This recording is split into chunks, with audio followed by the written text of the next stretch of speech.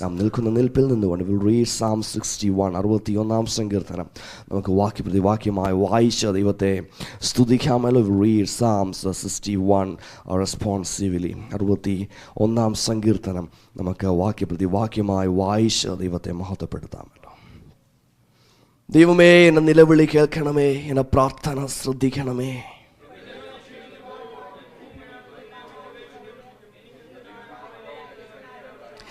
നീ എനിക്കൊരു സങ്കേതവും ശത്രുവിൻ്റെ നേരെ ഉറപ്പുള്ള ഗോപുരവുമായിരിക്കുന്നുവല്ലോ. ദൈവമേ, നീ എൻ്റെ നേർച്ചകളെ കേട്ട് നിന്റെ നാമത്തെ ഭയപ്പെടുന്നവരുടെ അവകാശം എനിക്ക് തന്നുമിരിക്കുന്നു. അവൻ എന്നേക്കും ദൈവസ്ഥനിൽ വസിക്കും. അവനെ പരിപാലിക്കേണ്ടതിന് ദയയും വിശ്വസ്തതയും കൽപ്പിക്കണമേ. ഞാൻ തിരുനാമത്തെ എന്നേക്കും കീർത്തിക്കുകയും എൻ്റെ നേർച്ചകളെ നാൾ തോറും കഴിക്കുകയും ചെയ്യും. നമ്മുടെ വിശുദ്ധ കരങ്ങളെ ഉയർത്തി. ദൈവമേ, നീ സ്തുതികൾക്ക് യോഗ്യനാ, നീ പരിശുദ്ധനായ ദൈവമാ.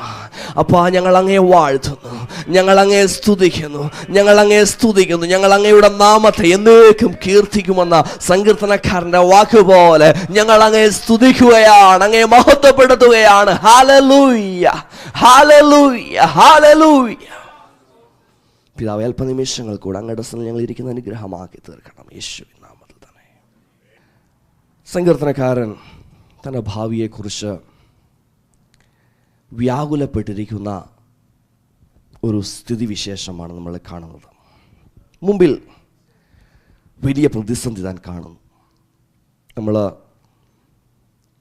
ഒരു ഹറിക്കെയിൻ്റെ വാണിങ്ങോ അല്ലെങ്കിൽ അതുപോലെ എന്തെങ്കിലും ഒന്ന് കേട്ടിട്ട് നമ്മൾ ആ സമയത്ത് വെളിയിലേക്ക് ഇറങ്ങി നോക്കുമ്പോൾ കാറ്റടിക്കുന്നതൊക്കെ കാണുമ്പോൾ നമുക്ക് മനസ്സിലാവും, അയ്യോ ഓൾറെഡി കാറ്റ് വന്നു കഴിഞ്ഞു, മഴ വന്നു കഴിഞ്ഞു. നമുക്ക് പെട്ടെന്ന് ആ ഒരു ഫീലിംഗ് ഉണ്ടാകും, നമുക്ക് പിടിച്ചു നിർത്താൻ കഴിയത്തില്ല, നമ്മൾ എന്ത് ചെയ്യും എന്നുള്ളൊക്കെ ആ ചോദ്യം നമുക്കുണ്ടാകും. എന്ന് പറഞ്ഞതുപോലെ സങ്കീർത്തനക്കാരൻ തൻ്റെ ജീവിതത്തിൽ തന്നെ വെളിയിലേക്ക് നോക്കുമ്പോൾ, തൻ്റെ ജീവിതത്തിൻ്റെ അനുഭവങ്ങളിലേക്ക് നോക്കുമ്പോൾ, ഭാവിയിലേക്ക് നോക്കുമ്പോൾ ഒരുപാട് പ്രതിസന്ധികൾ കണ്ട്, ഒരുപാട് വേദനകൾ കണ്ട്, ഭാവിയെക്കുറിച്ച് വലിയ ആശങ്കയോടെ ആയിരിക്കുന്ന ഒരു സ്ഥിതിവിശേഷത്തിൽ താൻ എഴുതിയ ഒരു സങ്കീർത്തനമാണിത്.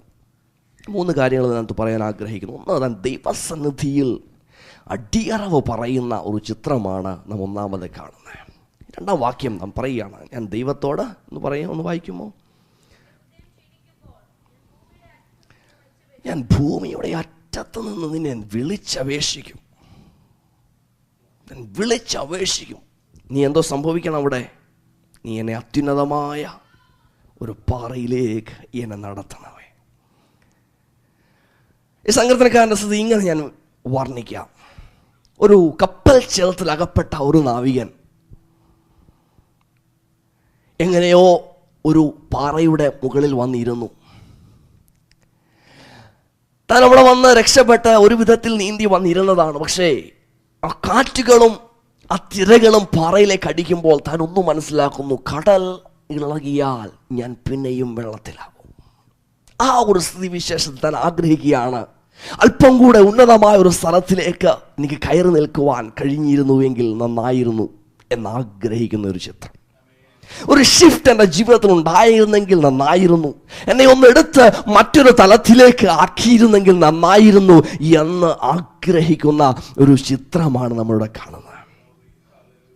ഇന്ന് പകൽക്കാലം നമ്മുടെയൊക്കെ ജീവിതത്തിൽ നാം ദൈവത്തോട് പറയും, ദൈവമേ, എൻ്റെ ഈ അവസ്ഥയ്ക്കൊരു മാറ്റം വേണം, എൻ്റെ സാഹചര്യത്തിനൊരു മാറ്റം വേണം. ഞാൻ ഈ ഒരു അവസ്ഥയിൽ തുടർന്നു കൊണ്ടിരുന്നാൽ ഞാൻ നശിച്ചു പോകും, ഞാൻ തകർന്നു പോകും, ഞാൻ തളർന്നു പോകും എന്നൊക്കെ ആ വേദനയോട് നാം പറയുന്ന ആ സാഹചര്യം തന്നെയാണ് സങ്കീർത്തനക്കാരൻ്റെ. പക്ഷെ എന്നെ ആ ചിന്തിപ്പിച്ചത്, താൻ പറയാം, അത്യുന്നതമായ പാറയിലേക്ക് എന്നെ നടത്തണം എന്ന് പറഞ്ഞാൽ അത്യുന്നതമായ പാറ ദൈവത്തിങ്കിലേക്ക് എന്നെ നടത്തണമേ. ദാവീദൊരു മഹാനായ രാജാവായിരുന്നു. പക്ഷേ ദൈവത്തെ തന്നെക്കാളും ശ്രേഷ്ഠനായി താൻ കണ്ടു. താനൊന്ന് മനസ്സിലാക്കി, എൻ്റെ ഈ ട്രബിൾസിൽ എനിക്ക് അങ്ങയോടൊപ്പം ഇരിക്കണം, അതാണ് ഏറ്റവും ബെറ്റർ. എനിക്ക് അങ്ങയുടെ ഹിതം അറിയണം, അവിടുത്തെ പ്ലാനും തിരിച്ചറിയണം. അവിടുത്തെ സന്നിധിയിൽ എന്നെ ഒരിക്കൽ കൂടെ സമ്പൂർണ്ണ അടിയറവ് പറഞ്ഞ് ഞാൻ സമർപ്പിക്കുന്നു. Lord, I want you to take over me.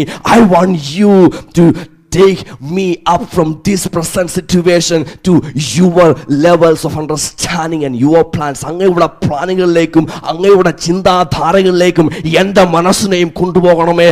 ആ ദൈവികമായ ദൃഷ്ടിയിൽ നിന്നുകൊണ്ട് കാര്യങ്ങളെ വിലയിരുത്തുവാനുള്ള കഴിവ് എനിക്ക് തെരുമാറാകണമേ എന്ന് പ്രാർത്ഥിക്കുന്ന ഈ ഒരു സങ്കീർത്തനക്കാരൻ. മാർത്തയും മറിയയും യേശുവിനൊരു വാർത്ത അറിയിച്ചു, സഹോദരൻ ഇതാ രോഗാതുരനായി കിടക്കുന്നു. ലാസർ മരിച്ചു എന്ന വാർത്ത കേൾക്കുമ്പോൾ ശിഷ്യന്മാർ പറയുകയാണ്, ഇനി അങ്ങോട്ട് പോകണോ? നമുക്കും അവനോടൊപ്പം മരിക്കാൻ പോകാമെന്നും പറഞ്ഞ് അങ്ങോട്ട് പോകുന്നതാ. പക്ഷെ യേശുവിന് യാതൊരു ഭയവുമില്ല. യേശുവിനറിയാം എന്തോ സംഭവിക്കാൻ പോകുന്നതെന്ന്.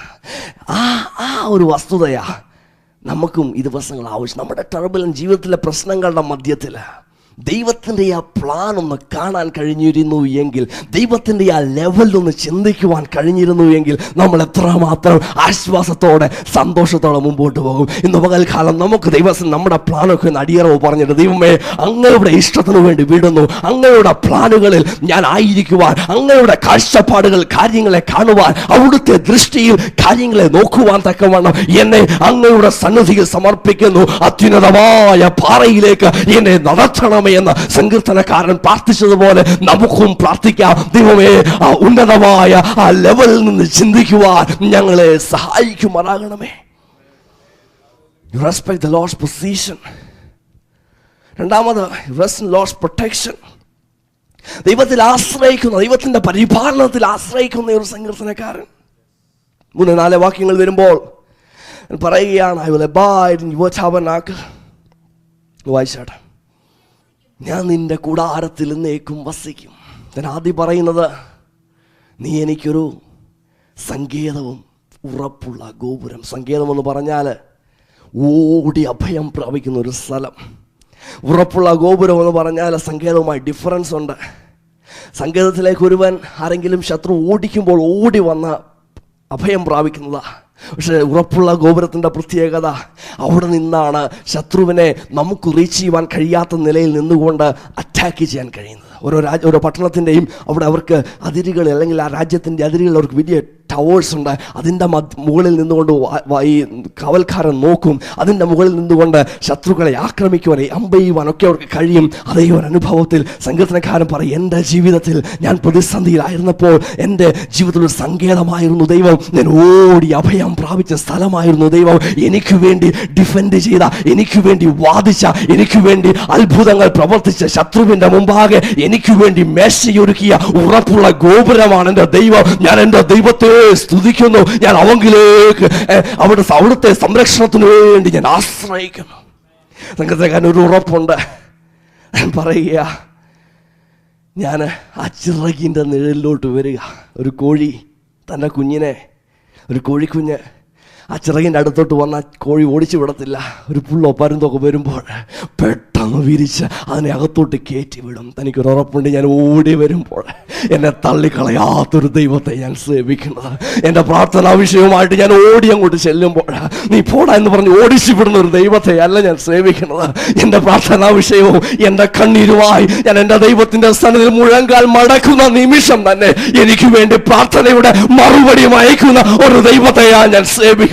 ദൈവമേ, അങ്ങയുടെ പരിപാലനത്തിൽ ഞാൻ ആശ്രയിക്കുന്നു, അങ്ങയുടെ പരിപാലനത്തിൽ ഞാൻ സന്തോഷിക്കുന്നു, അങ്ങയുടെ പരിപാലനത്തിൽ ഞാൻ വിലീനം ചെയ്യുന്നു എന്ന് സങ്കീർത്തനക്കാരോടൊപ്പം നമുക്ക് പറയാൻ കഴിയുമോ? മൂന്നാമത്, കർത്താവിൻ്റെ പ്രൊവിഷൻസിൽ ആനന്ദിക്കുന്ന, ദൈവത്തെ ആരാധിക്കുന്ന ഒരു ചിത്രം. Reflect on Lord's provisions and worshipping him. 8-ാം വാക്യം പറയുമ്പോൾ പറയുക, 8-ാം വാക്യം, ദൈവമേ ഞാൻ അങ്ങയുടെ നാമത്തെ കീർത്തിക്കും. 3-ാം വാക്യത്തിൽ പറയുകയാണ്, ഞാൻ അങ്ങയുടെ കൂടാരത്തിൽ, ദൈവത്തിൻ്റെ കൂടാരത്തിൽ, ടാബർനാക്കിളിൽ, സമാഗമന കൂടാരത്തിൽ എന്തുവാ സംഭവിക്കുന്നത്? അവിടെ ദൈവത്തെ ആരാധിക്കുന്ന അനുഭവങ്ങളാണ്. അത് തന്നെ പറയുന്ന 8-ാം വാക്യത്തിൽ, ഞാൻ അങ്ങയുടെ നാമത്തെ കീർത്തിക്കും. എൻ്റെ ഡിസ്കറേജുകളുടെ മധ്യത്തിൽ, എൻ്റെ ജീവിതത്തിൽ അടിച്ചുയരുന്ന തിരമാലകളുടെ മധ്യത്തിൽ, എൻ്റെ ഭാവിയെക്കുറിച്ചുള്ള അനിശ്ചിതത്വം തളം കെട്ട് നിൽക്കുന്ന ഈ അനുഭവത്തിൽ ഞാൻ എൻ്റെ ദൈവത്തെ സ്തുതിക്കും. എൻ്റെ നിരാശകളുടെ മധ്യത്തിൽ ഞാൻ എൻ്റെ ദൈവത്തെ ആരാധിക്കും. എൻ്റെ പ്രതിസന്ധിയുടെ മധ്യത്തിൽ, എൻ്റെ എല്ലാ അനുഭവങ്ങളുടെ മധ്യത്തിൽ ഞാൻ ദൈവത്തെ ആരാധിക്കും. അപ്പോസ്തല പ്രവൃത്തി 16-ാം അധ്യായത്തിൽ അപ്പോസ്തലന്മാരായ പൗലോസിനെ ശീലാസിനെ നമ്മൾ കാണുന്നുണ്ട്. ഇടിയുമേറ്റ എല്ലാ പീഡനങ്ങളും വഹിച്ച് ഇതാ ജയിലിൽ അടയ്ക്കപ്പെട്ട ഭക്തന്മാർ അവരെന്താ അവിടെ ചെയ്യുന്നത്? അവർ യേശുവിനെ പഴിക്കുകയല്ല, സുവിശേഷ വേലയ്ക്ക് ഇറങ്ങിയോണ്ട് ഇങ്ങനെ സംഭവിച്ചെന്ന് പറയുകയല്ല. അവർ പറയുക, ദൈവമേ ഞങ്ങൾ അങ്ങയെ സ്തുതിക്കുന്നു, ഞങ്ങൾക്ക് വേണ്ടിയുള്ള അങ്ങയുടെ പദ്ധതികൾ ഓർത്ത് ഞങ്ങൾ അങ്ങയെ സ്തുതിക്കുന്നു, അങ്ങ് ഞങ്ങളുടെ ജീവനെ ഞങ്ങൾക്ക് തിരിച്ചു തന്നത് ഓർത്ത് ഞങ്ങൾ അങ്ങയെ സ്തുതിക്കുന്നു. പോസിറ്റീവ്സ് കണ്ട് ദൈവത്തെ ആരാധിക്കുകയും ദൈവത്തെ മഹത്വപ്പെടുത്തുകയും ദൈവത്തിൽ സന്തോഷിക്കുകയും ചെയ്യുന്ന ഭക്തന്മാരെയാണ് നാം കാണുന്നത്. ഇന്ന് പകൽക്കാലം ഓർക്കണം, നമ്മുടെ ഒരു ചെറിയ ഡിസ്ട്രാക്ഷൻ പോലെ നമ്മുടെ ആ വർഷിപ്പ് നശിപ്പിക്കാൻ, നമ്മുടെ ജീവിതത്തിൽ പെട്ടെന്നൊരു ഭയം, വീട്ടിലെ സ്റ്റൗ ഓഫാക്കിയെന്നൊരു ചിന്ത പോലെ നമ്മുടെ ആരാധന നശിപ്പിക്കാൻ. ഇന്ന് പകൽക്കാലം എല്ലാം മറന്നിട്ട് ദൈവത്തെ സ്തുതിക്കുവാൻ, ദൈവത്തെ ആരാധിക്കുവാൻ, ദൈവത്തിൻ്റെ സന്നിധി സന്തോഷിക്കുവാൻ ഈ നിമിഷങ്ങളെ പിന്നെയും നമുക്ക് എടുക്കാം. ദൈവത്തെ പുകഴ്ത്തുവാൻ, ദൈവത്തിൻ്റെ പ്രവൃത്തികളെ വർണ്ണിക്കുവാൻ, ദൈവം ചെയ്ത ഉപകാരങ്ങളെ വർണ്ണിക്കുവാൻ ഈ സമയങ്ങൾ എടുക്കാം. എന്തെങ്കിലും പ്രേസ് പോയിന്റ്സോ പ്രെയർ പോയിന്റ്സോ ഉണ്ടെങ്കിൽ ഈ സമയത്ത് പറയാനുള്ള അവസരം ഉണ്ടായിരിക്കും. സമയത്തെ തകർത്ത് ഉപയോഗിച്ചാട്ടെ.